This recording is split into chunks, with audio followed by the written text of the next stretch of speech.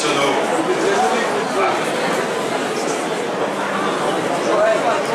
Faut lui basculer le micro. Non, mais ça fonctionne bien normalement. Faut le baisser. On entend mieux comme ça? Oui, encore. Alors, merci pour le conseil. Bien, merci. Heureux d'accueillir ce soir Madame la sénatrice Annick Billon, Monsieur le député maire qui m'avait dit être présent mais qui va nous rejoindre s'il n'est point arrivé, Monsieur le conseiller général que j'ai vu tout à l'heure, Gérard, qui est par là, Mesdames et Messieurs les élus venus nombreux des communes voisines, enfin du Château-d'Olonne déjà et des communes voisines également, Mesdames et Messieurs qui formaient la communauté des Castellolonnais actifs dans les secteurs économiques, associatifs et éducatifs de notre commune, je vous remercie tous d'avoir répondu très nombreux à notre invitation. C'est avec une réelle émotion que je m'adresse à vous ce soir. C'est en effet une première pour moi que de m'exprimer en tant que maire pour vous présenter mes vœux et ceux du conseil municipal. Cette année 2015 s'est ouverte sur un drame sanglant sans précédent. Historique fut aussi la réaction. Du niveau local au plan national, le mouvement d'union, de compassion et de solidarité a culminé dimanche. Le peuple a redonné vigueur au triptyque républicain, liberté, égalité, fraternité. Et je disais ici, la semaine dernière, qu'il ne fallait pas accorder aux fanatiques obscurantistes ou déséquilibrés le pouvoir de changer nos modes de vie. La riposte collective démontre que la société française n'a pas du tout l'intention de fléchir. Cette combativité optimiste et fraternelle durera-t-elle? Fera-t-elle contagion sur la vie collective, sur la vie sociale, sur la vie économique? Je l'espère et j'en formule le vœu ce soir. Pour cette soirée, j'ai souhaité me présenter à vous avec des élus de la majorité municipale qui, de par leurs responsabilités ou délégations, ont pour première mission de vous écouter avec attention et, si possible, de vous soutenir. Tout d'abord, j'appellerai à mes côtés la sénatrice Annick Billon, parlementaire fraîchement élue et représentant la Vendée au Sénat. Annick.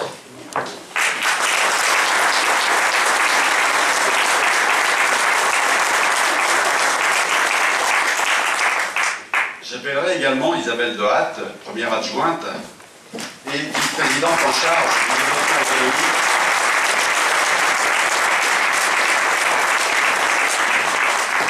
Et vice-présidente à la communauté de communes en charge du développement économique. J'appellerai également pour rétablir l'équilibre Gérard Hecht et Philippe Ratier.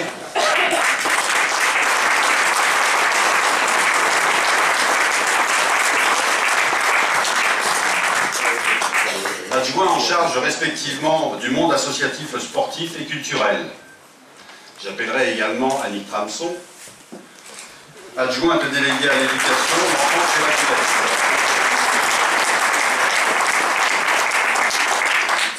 Jean-Pierre Boileau, conseiller délégué en charge des relations avec le monde économique.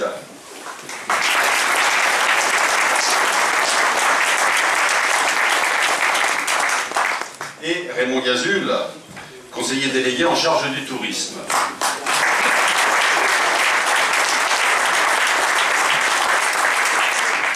Toutes ces personnes étant vos interlocuteurs en fonction des missions qui leur sont attribuées. Je souhaite, avec ces mêmes personnes, évoquer brièvement notre vision pour l'avenir de la commune du Château-d'Olonne et notre projet pour une commune unique. En toute entreprise, l'argent est le nerf de la guerre. Je vous assure donc tout de suite que les engagements pris au printemps dernier pendant la campagne électorale sont et seront maintenus dans un cadre financier aussi solide qu'intangible.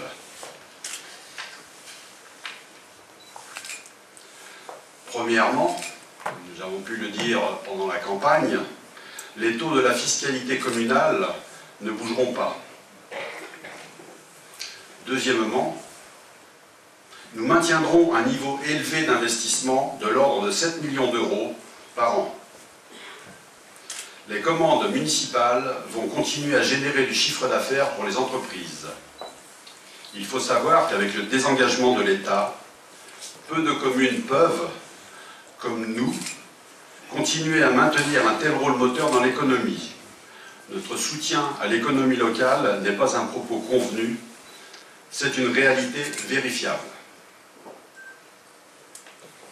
Dans la sphère propre à la communauté castellolonaise, nous confirmons notre soutien aux associations et donc à ceux d'entre vous qui, ici, les représentez. Nous vous tenons pour partenaires de la vie sociale. Vous êtes la fibre du tissu des réseaux relationnels qui font qu'il est agréable de vivre au Château d'Olonne. Et je pense en particulier aux associations très nombreuses en matière sportive, culturelle, de loisirs et de solidarité qui, par leur objet même ou leur public, participent à l'épanouissement et à l'insertion des enfants et des adolescents dans la société. Les activités et la vie des associations permettent aux jeunes de devenir des adultes responsables. Le monde associatif, sportif et culturel fait l'objet d'une attention particulière des deux nouveaux élus en charge de ces dossiers. Philippe et Gérard, après une période d'adaptation, ont pris la mesure de la tâche et de la difficulté à résister aux nombreuses sollicitations. Tous deux sont confrontés aux contraintes financières. Conscients du travail accompli au quotidien par tous les bénévoles que vous êtes, au bénéfice de nos jeunes, ils impulsent de nouvelles règles de fonctionnement pour l'attribution de subventions et de services à votre profit. Afin de faciliter les démarches administratives du monde associatif, un PAVA, qui est ni plus ni moins qu'un point d'appui à la vie associative, sorte de guichet unique, sera créé prochainement. Les associations agissent quotidiennement, du lundi au dimanche, avec pour toile de fond un rôle éducatif mené en parallèle de l'engagement des professionnels de l'enseignement. Je veux ici saluer les enseignants à qui il est beaucoup demandé pour la réussite des enfants, alors que leur place et leur rôle, voire leurs droits certains à l'autorité, ne sont pas suffisamment considérés. Puisque nous attendons beaucoup d'eux, ces enseignants méritent à la fois plus de considération, plus de respect et plus de confiance de nous tous. Au Château d'Olonne, la mise en place de la réforme des rythmes scolaires, certes coûteuse pour les finances publiques, puisque la ville du château a engagé quelques 150 000 € pour cette opération, a été l'occasion d'une grande concertation. La ville s'est engagée à piloter ce dossier sans aucun a priori, sinon l'intérêt de l'enfant. Elle a notamment rapproché le monde de l'enseignement, le cercle des associations locales, les représentants des parents d'élèves et les très nombreux agents municipaux impliqués. Au bout d'un trimestre d'expérience, je me réjouis de la qualité et de la pertinence du dispositif mis en action à la rentrée de septembre. Je remercie et félicite en particulier les 10 associations locales impliquées avec les personnels municipaux dans l'animation des temps d'activité péri-éducatifs. Bonjour. Merci aux associations de venir dans nos écoles communales. Vous ouvrez les horizons de curiosité et d'apprentissage des enfants. Vous agissez ainsi pour leur épanouissement et leur éducation, au sens large mais profond du terme. Tout autre sujet. Nous nous sommes engagés à construire un nouvel hôtel de ville. C'est un projet utile et nécessaire, n'en déplaise à quelques détracteurs. Ils sont rares et isolés au demeurant. Significatif, aucun élu au conseil municipal n'y est opposé. Les travaux démarreront dans quelques semaines. Les appels d'offres sont dépouillés et les marchés sur le point d'être signés. Ils sont conformes aux coûts prévisionnels et même sensiblement en dessous. Aux ultimes contestataires du bien fondé de ce dossier, j'affirme qu'il n'y a aucune contradiction ou incohérence entre la nécessité de réinstaller notre mairie à Neuf et le projet Neuf, lui aussi, de travailler pour l'avènement d'une commune unique. L'argumentaire est très simple. 1. Nous ne pouvions imaginer demain une commune nouvelle avec une seule mairie. Ce serait en contradiction avec l'aspiration au contact et aux services de proximité auxquels sont attachés nos concitoyens. 2. Nous ne pouvions imaginer demain offrir aux administrés du pays des Olonnes une mairie vétuste et hors norme en termes d'accessibilité, de gaspillage énergétique, de fonctionnalité pour le travail du personnel. Ces arguments étant évoqués, j'arrive tout naturellement au projet de commune unique. Là encore, notre propos est clair. Depuis toujours, si vous avez gardé nos professions de foi du printemps dernier, regardez, tout est annoncé. Je me relis devant vous. Oui à l'union des 3 communes du pays des Olonnes. Elle est inéluctable, elle ne se décrète pas, elle doit se construire. Promis aussi, les Castellolonnais auront le mot de la fin. La majorité municipale et les 2 groupes d'opposition sont unanimes à ce propos. Nous soumettrons donc à l'appréciation de nos concitoyens un projet global de fusion.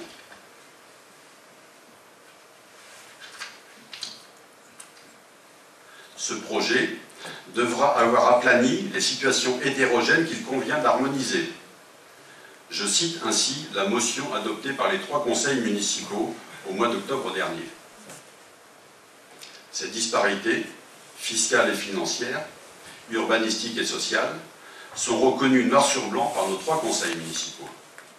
Tous le disent, citation là encore, il faut aplanir ces écarts et ces divergences. Je prends à témoin ici tous mes collègues, tous mes collègues ici présents.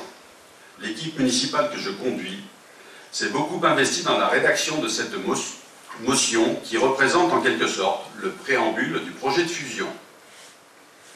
Mon équipe continuera à agir pour que tous les défis de la commune unique soient bien cernés et exprimés à toute la population, avant qu'il ne lui soit demandé de trancher. Rien ne doit être escamoté, poussé sous le tapis ou différé au jour d'après la fusion. Ce type d'approche, certes exigeant, en temps et en réflexion, me semble être le plus conforme à l'esprit de la démocratie de proximité. Cette approche est en tout cas conforme à la conception que nous nous faisons de nos devoirs et de nos responsabilités d'élus locaux. À moyen terme, sans doute, la politique du tourisme, et je vois ici dans cette assemblée nombre de personnes concernées par cette activité, la politique du tourisme sera vraisemblablement mutualisée, transférée ou unifiée à l'échelle de l'agglomération, voire à un périmètre comprenant le pays des Olonnes et celui de Lauzans et Mertonne. Cela nous semble naturel et bienvenu, alors que s'ouvrent les discussions pour un rapprochement des 2 communautés de communes. Nous avons au plus près de nous la station balnéaire des Sables d'Olonne et son maire ici présent. Une commune touristique leader et riche du professionnalisme de son office de tourisme. Cet office de tourisme est actuellement classé en catégorie 1. C'est la meilleure des références possibles. Ce n'est donc pas un hasard si notre commune a choisi de faire évoluer son office de tourisme sur la base du même modèle juridique que celui des Sables d'Olonne, à savoir un établissement public industriel et commercial, en formule plus courte, EPIC. Cette EPIC, dont nous attendons une plus grande force de frappe promotionnelle et commerciale. Cette mutation est conduite en parfaite harmonie avec Chantal Roux, président de la structure actuelle de type associatif, et il n'y a absolument aucun malentendu sur cette évolution. La présidente et les collaborateurs bénévoles de son bureau ont donné le meilleur d'eux-mêmes pour l'essor du tourisme castellolonnais. Dans quelques semaines, cette équipe passera le relais. Le tuilage est en cours, car depuis le 5 janvier, nous avons, avec la nomination de Véronique Marchand au poste de directrice, une professionnelle experte en stratégie et développement de l'économie touristique. Et je demanderai à Véronique, si elle le veut bien, de nous rejoindre. Je regrette ce soir, puisque la présidente de l'association, Chantal Roux, ne pouvait se joindre à nous, mais je vous invite néanmoins à lui dire merci beaucoup avec vos applaudissements collectifs.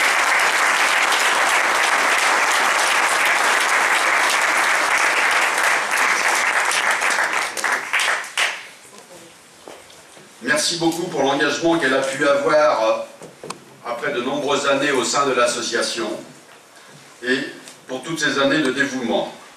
Quant à Véronique, si vous voulez bien vous approcher, vous êtes la bienvenue, pardon, pour nous aider à faire fructifier notre capital touristique. Pour ces raisons-là, eh bien, je vous remercie également de lui adresser tous vos applaudissements.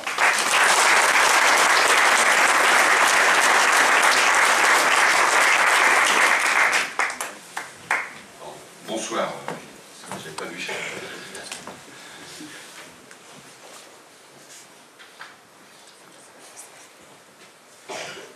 Je vous propose maintenant une séquence inédite dans la tradition de la soirée des vœux.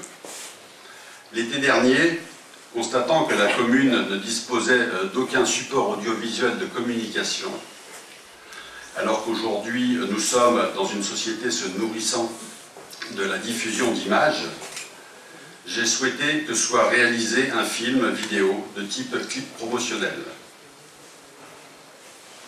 J'ai la prétention de croire que le film réalisé sera un bon investissement pour valoriser notre commune et les activités de tous ceux qui y vivent et y travaillent. J'espère en particulier que les acteurs du tourisme l'apprécieront. Si tel est le cas, ils pourront l'utiliser à toutes fins utiles. Ce film, tant attendu par certains, puisqu'on me posait encore la question récemment, que se passera-t-il le 19 janvier ? Eh bien, le 19 janvier sera le lancement officiel. Ce film sera largement diffusé à partir de la semaine prochaine. Vous en êtes ce soir le premier public, juste après les seniors de notre commune qui l'ont apprécié en fin d'année dernière, puis le personnel municipal il y a 8 jours. Nous aurons tout le temps, si vous voulez bien, d'échanger après sa projection, d'échanger sur vos premières impressions. Avant cette projection focalisée sur les quelques atouts de notre belle commune et avant de partager le verre de l'amitié, je vous souhaite une très belle année 2015 au plan personnel, familial et professionnel. J'adresse à tous mes meilleurs vœux de santé, bonheur et réussite. Ces vœux s'adressent aussi à tous ceux qui vous sont chers. Merci de votre attention.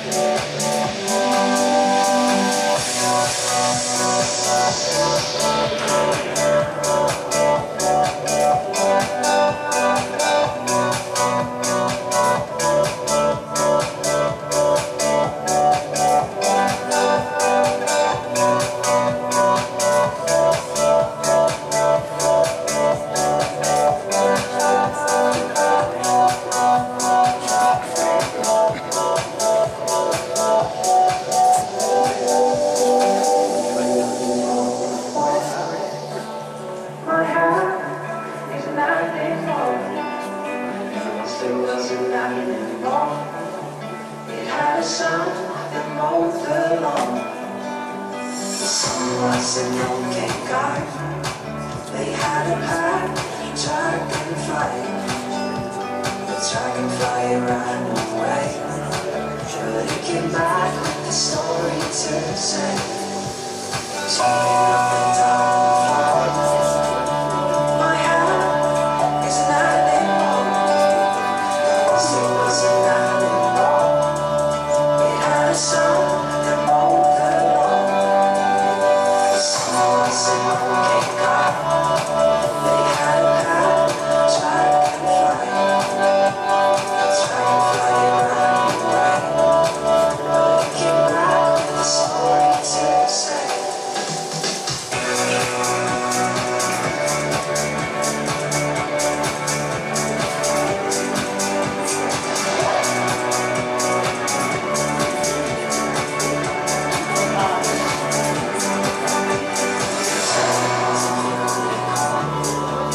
She went down the forest fire, forest of talking trees. They used to sing of the birds and the bees. The stars in the water, the sky was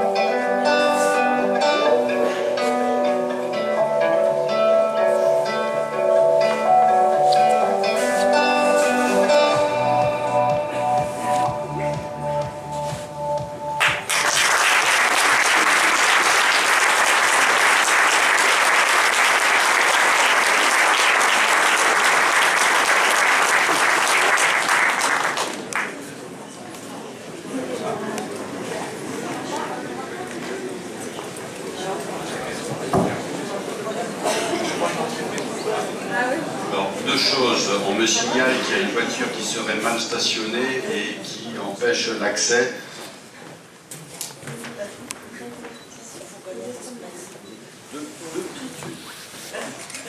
Deux véhicules. J'ai ni la marque ni la couleur, mais l'immatriculation. Ça va être plus simple. Tout le monde connaît son immatriculation par cœur. Alors, ceux qui sont susceptibles de gêner et qui sont stationnés devant une entrée de maison avec une immatriculation AM 354YC et CM 883CH sont priés de déplacer leur véhicule. Je les en remercie. Et juste un petit mot avant de conclure pour cette soirée. Je tenais, j'ai oublié de le faire, je prie de m'en excuser, à remercier toutes les personnes qui ont contribué au tournage de ce film et à la réussite pour mettre en valeur notre belle commune du Château d'Olonne. Je renouvelle mes remerciements à toutes ces personnes et je vous souhaite une excellente soirée. Merci.